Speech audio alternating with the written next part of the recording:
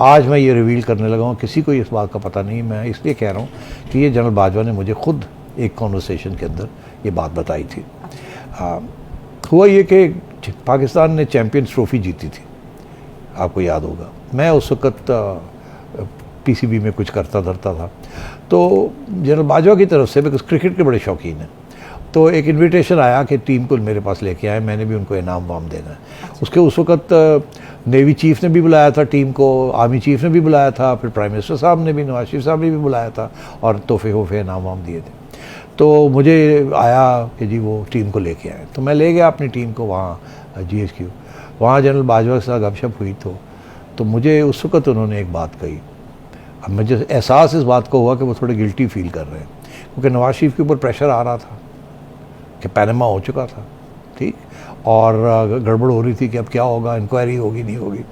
और नवाज शरीफ साहब ने ये कहा था उस वक़्त कि जी मैं सुप्रीम कोर्ट को कहता हूँ कि इंक्वायरी कमीशन बनाए, मुझे चेक करें।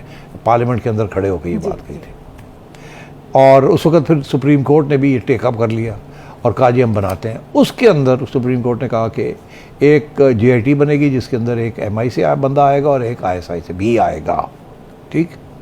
मुझे याद है कि जनरल बाजवा ने उस वक़्त ये सोचा कि हमें इसमें इन्वॉल्व नहीं होना चाहिए, इस JIT में, और उन्होंने अपने जज एडवोकेट जो होते हैं फ़ौज के, उनको कहा कि भाई हमें ये जो सुप्रीम कोर्ट ने कहा है तो तुम ख़त वत बनाओ कि हमारा काम नहीं है ये JITs में, इस किस्म की JITs में, तो हम नहीं इसमें हिस्सा लेना चाहिए। वो दूर रहना चाहते थे, वो इन्वॉल्व नहीं होना चाहते थे।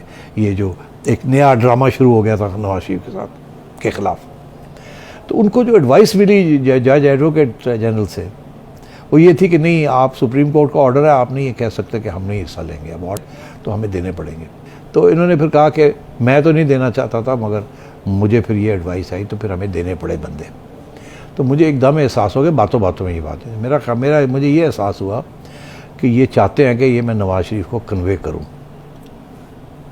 इसीलिए मुझे ये बता रहे हैं कि मेरा तो नहीं था, मैं तो, और तो मतलब है कि तो उस वक़्त भी नरम रवैया था इनका नवाज शरीफ के साथ, मगर प्रेशर में आ रहे थे। फ़ौज के अंदर से भी प्रेशर था, जो सुप्रीम कोर्ट से भी प्रेशर था, और तो ये थोड़ा सा पीछे हट रहे थे, मगर खुश नहीं थे, मगर पीछे हट रहे थे। और मैं समझता हूँ इसी तरीके के साथ ये आगे भी मामला ऐसे ही चला। फिर वो JIT बन गई, फिर JIT के बाद आपको पता ही है वो क्या निकला, इकामा आ गया, ये हो गया, वो हो गया, हर किस्म की फिर ये एवन फील्ड और दुनिया जान की गंदबला आनी शुरू हो गई। उसके अंदर JIT के अंदर एक MI का और एक ISI का भी। तो अब सूरत हाल ये है कि उस वक़्त तक तो ये ऐसे थे, नए नए आए थे, समझते थे कि नवाज शरीफ ने मुझे बनाया है, मैंने सियासत पे हिस्सा नहीं लेना, मगर एक ऐसी मोमेंटम चल रहा था सियासत का जिसके अंदर फ़ौज के लोग भी थे, जजेस भी थे, ब्यूरोक्रेसी भी थी, और सियासतदान भी थे, जो प्रेशर आ रहा था। और ये मेरा ख्याल है उस प्रेशर के अंदर कमज़ोर हो गए।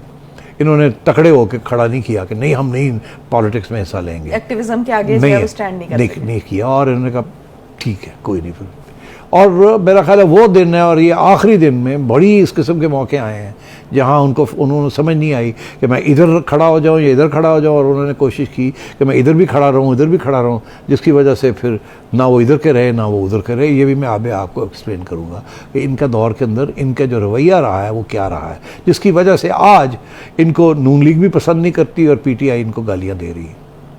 तो इसलिए ये शुरू में ही ये ऐसे एक सिचुएशन बन गई थी। उसके बाद तो खैर हमें पता क्या हुआ कि मियाँ साहब को अदालतों ने निकाल दिया। और तो ये जनरल बाजवा जो है, इन्होंने, वो कहते हैं कि 5 प्राइम मिनिस्टर्स के साथ काम किया, 4 चीफ जस्टिस के साथ काम किया, और 2 प्रेसिडेंट्स के साथ ये अपने 6 साल के अंदर, और एक एक्सटेंशन भी ले ली, और फिर आखिरी जाते जाते वक्त एक 6 माह और एक्सटेंशन। वो शख्स जो इनको गालियाँ दे रहा था वो कह रहा था इनको 6 माह की और एक्सटेंशन दे दें, और मैं आपको कह रहा हूँ इनका दिल बना हुआ था कि एक 6 महीने और मिल जाए।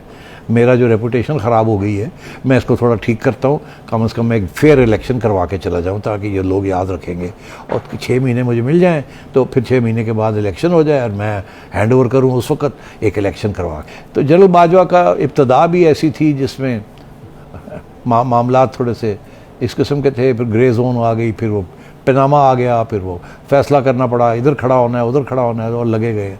मुझे याद है एक कॉन्वर्सेशन के 2019 में ये फिर भी कन्फ्यूजन में थे कि इमरान खान साहब को 1.5 साल हो गया था, साल हो गया और कोई कार्रवाई नहीं हो रही थी, कन्फ्यूजन थी। IMF में आना है, IMF में जाना है, ये नहीं जाना, क्या करना, क्या नहीं करना। तो उस वक़्त भी जनरल बाजवा जो थे सोचों में पड़े हुए थे कि अब क्या करें। एक तरफ तो इमरान को सपोर्ट करना है और कोई चारा नहीं है, बिकॉज इमरान नवाज शरीफ तो हेट करता है, और दूसरी तरफ ये है कि ये काम नहीं हो रहा, जो ये ना हो कि आगे जाके बदनामी हो जाए हमारी, हमने इसको सपोर्ट किया हुआ है। उस वक़्त भी इनके जहन के अंदर ये बात चल पड़ी थी। ये मैं आज आपको बता रहा हूँ, मेरी जनरल बाजवा से मुलाकात हुई थी लंदन में 2019 में। ये आए हुए थे किसी काम से, मैं भी वहाँ था। तो मैंने देखा कि बड़े he was in charge, he was in command of everything. मगर इनके जहन में जो मैंने एहसास किया, जो मुझे एहसास हुआ कि परेशान थे कि ये डिलीवरी नहीं दे रहा है इमरान खान, तो हमारे पास ऑप्शंस क्या हैं। तो उस वक़्त मुझे ऐसे सेंस किया कि ये ऑप्शंस जब सोचते हैं तो उस ऑप्शन के अंदर शहबाज शरीफ तो एक्सेप्टेबल है, क्योंकि वो एडमिनिस्ट्रेटर है और वो काम करता है और मईशत वगैरह संभाल लेगा। तो नवाज शरीफ का क्या किया जाएगा। और PTI के अंदर अगर अंदर से कोई तब्दीली आती है तो वो जो तब्दीली आएगी वो फिर इमरान के बगैर कैसे, कौन चलाएगा PTI को, कोई चला सकता नहीं है, इमरान चलने नहीं देगा। शाह महमूद कुरैशी कमज़ोर आदमी है, कोई खड़ा नहीं होगा। असद जो है वो कंफ्यूज्ड है और वो वैसे भी उसकी कोई शोहरत नहीं है, कोई ऐसी अहमियत नहीं है। तो या तो इमरान है या फिर शहबाज है, मगर शहबाज जो है वो नवाज़ के बगैर कुछ नहीं है। तो क्या नवाज़ अग्री करेगा या नहीं अग्री करेगा, या नवाज़ का क्या रवैया होगा, उसको कौन मनाएगा। वो ये है कि वो तो बहुत मुश्किल है नवाज़ को मनाना, तो फिर ठीक है इसी के साथ चलते हैं। इस किस्म का मुझे इंप्रेशन मिला। तो ये मैं आपको बता रहा हूँ वो बातें जो आज तक नहीं हुई, जिसके साथ आपको समझ आएगी कि वो जो उनका रास्ता 6 साल का है उसके अंदर क्या अप्स एंड डाउन्स आए, उनके जहन में क्या चीज़ गुजरी होगी या नहीं गुजरी, और उन्होंने क्या फैसले किए या करवाए गए उनसे। तो ये तो उनकी इब्तदा की बात है, पहले 16 से लेके 19 तक। हाँ, उसके बाद तो फिर और बहुत सी बातें हुई हैं विच वी कैन डिस्कस, मगर इस पर कोई शक नहीं है कि जब ये एक्सटेंशन की बात आई तो ये और आई ना ये एक्सटेंशन की बात। हाँ, तो उसी वक्त का मैं ये हवाला दे रहा हूँ कि इनको ये सोचना शुरू कर दिया था एक्सटेंशन का, कि एक्सटेंशन अब मिलनी है नहीं मिलनी, लेनी है नहीं लेनी। और देखिए एम्बिशन तो थी, उमंग तो थी कि मैंने एक्सटेंशन लेनी है। उस वक्त जो इनका जो अकट हुआ वो जनरल फैज़ के साथ हुआ। अब जनरल फैज़ का भी इंटरेस्ट ये था कि इनको अगर एक्सटेंशन मिल जाती है तो फिर इनकी एक्सटेंशन के बाद मैं वो 5वें नंबर पे आ जाऊंगा, 4थे नंबर पे आ जाऊंगा, मैं उस लिस्ट में आ जाऊंगा। और अगर इमरान खान पावर में हुआ तो वो मुझे सेलेक्ट कर लेगा। उसके लिए मुझे 2 काम करने हैं, एक तो बाजवा के साथ इसकी एक्सटेंशन करवानी है, और दूसरा ये है कि उस वक्त ये DGC थे, ये ISI बनना है। मैंने ISI का चीफ भी बनना है ताकि इमरान को मैं सस्टेन कर सकूं और इमरान को अगली इलेक्शन में जिताऊं। जब अगली इलेक्शन जीतेगा तो फिर उसके बाद मेरी बारी आएगी, फिर मैं 5-6 साल मैं काट जाऊंगा और इमरान भी काट जाएगा, बाजवा के भी 6 हो जाएंगे, मेरे भी 3 से 6 हो जाएंगे, इमरान भी रह जाएगा। तो तीनों के इंटरेस्ट जो थे वो कोइंसाइड कर गए और बाजवा साहब और जनरल फैज़ का इकट्ठ हो गया। दोनों के जो एम्बिशंस थे वो मिलते थे। अच्छा, तो बाइंडिंग फोर्स ये थी। बाइंडिंग फोर्स ये थी।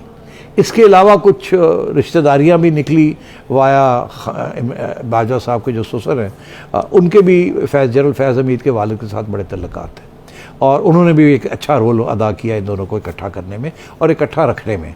जबकि बड़ा प्रेशर आ रहा था एक स्टेज पे लेटर जनरल फैज़ के ऊपर कि जी इनको निकाला जाए, ये तो बहुत करीब चले गए इमरान के, फ़ौज को बदनाम कर रहे हैं, ऐसे ऐसे ऐसे काम कर रही है जो आज तक किए नहीं है। तो उस वक़्त भी इन दोनों को इकट्ठा रखने में इनके ससुर का भी बहुत रोल था।